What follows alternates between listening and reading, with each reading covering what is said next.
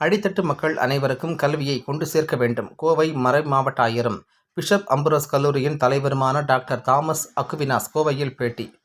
கோவை சுங்கம் bypass அருகே உள்ள bishop Ambrose கல்லூரி கடந்த 1997ஆம் ஆண்டு தொடங்கப்பட்டது. தற்போது இக்கல்லூரியானது தரம் உயர்த்தப்பட்டு 2024ஆம் ஆண்டு முதல் தன்னாட்சி கல்லூரிக்கான அங்கீகாரம் இக்கல்லூரிக்கு கிடைத்துள்ளது. அதேபோல் கார்மல் கார்டன் பப்ளிக் பள்ளி CBSE அங்கீகாரம் பெற்றுள்ளது.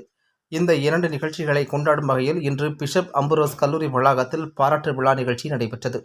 இவ்விழாவிற்கு கோவை மறைமாவட்ட ஆயரும் பிஷப் அம்புரோஸ் கல்லூரியின் தலைவருமான டாக்டர் தாமஸ் அக்குவினாஸ் சிறப்பு விருந்தினராக பங்கேற்று பள்ளி மற்றும் கல்லூரியை ரிப்பன் வெட்டி திறந்து வைத்தார்.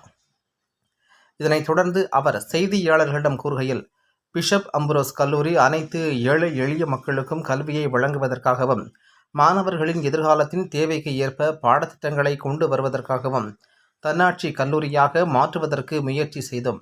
தற்போது தன்னாட்சி கல்லூரிக்கான அங்கீகாரம் கிடைத்துள்ளது. அதேபோல கார்மல் கார்டன் பப்ளிக் பள்ளி பெற்றோர்களின் விருப்பத்திற்கேற்ப CBSE பாடத்திட்டத்தை கொண்டு வரும் முயற்சியில் ஈடுபட்டோம். தற்போது CBSE அங்கீகாரம் கிடைத்துள்ளது. இந்த இரண்டும் இரட்டிப்பு மகிழ்ச்சி அளிக்கிறது. கத்தோலிக்க மறைமாவட்டத்தின் லட்சியம் தொண்டு செய்வதாகும்.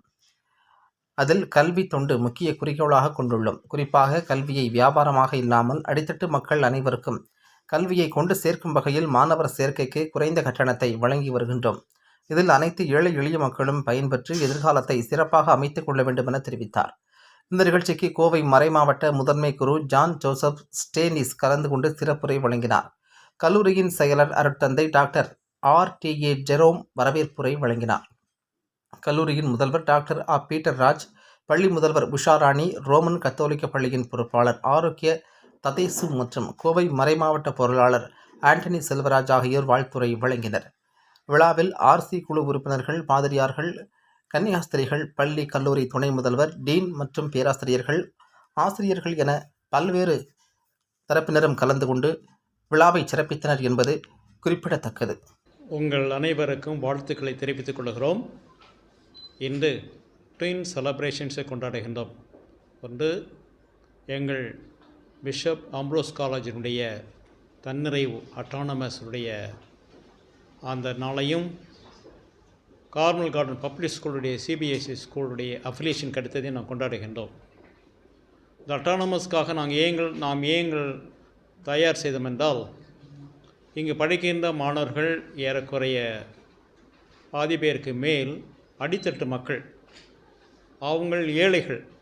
எனவே ஏழைகளுக்கு தொடர்புடைய பாடங்களை எடுப்பதற்காக, திட்டங்களை கொடுப்பதற்காக அட்டானமஸ்க்கு நாங்கள் வலியுறுத்தி கேட்டு அவர்கள் கொடுத்தார்கள். எனவே அந்த மாணவர்களுக்கு எதிர்காலத்திற்கு தேவையான பாடத்திட்டங்களை கொண்டு வருவதற்கு வசதியாக அமையும் என்பதற்காக. அடுத்ததாக எங்களுடைய Carmel garden public school CBSE அந்த திட்டத்தை கொண்டு வந்திருக்கிறோம். ஏனென்றால் எல்லா பெற்றோர்களும் அந்த CBSE கேட்டுக்கொண்டார்கள். அதற்கு இணங்க நாங்கள் இந்த திட்டத்தை எடுத்து வைத்தோம்.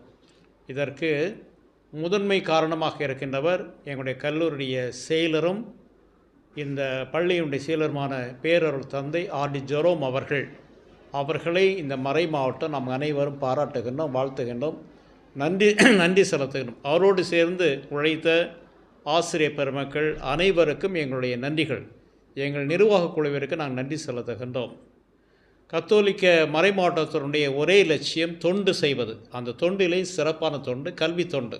இந்த கல்வி தொண்டு எல்லா மக்களுக்கும் கிடைக்க வேண்டும். குறிப்பாக அடித்தட்ட மக்களுக்கு, வாழ்க்கையின் ஓரத்தில் இருக்கின்ற மக்களுக்கு கிடைக்க வேண்டும் என்பதற்காக நாங்கள் இந்த திட்டங்களை கொண்டு வந்தோம். இங்கு பிஸ்னஸ் ஓரியன்டேஷனே இல்லை, மாறாக இது எல்லோருக்கும் கல்வி கிடைக்க வேண்டும் என்பதற்காக குறைந்த அளவு நாங்கள் ஃபீஸ் பெற்று டொனேஷன் பெற்று செய்கின்றோம். எனவே இந்த முயற்சியை பாராட்டுகின்ற சமயத்தில் அனைத்து மக்களும் இங்கு வந்து மாணவர்கள் வந்து படித்து எதிர்காலத்தை சீரும் சிறப்புமாக அமைத்து கொள்ள வேண்டும் என்று இந்த நேரத்திலே நாங்கள் அன்போடு கேட்டுக்கொள்கின்றோம்.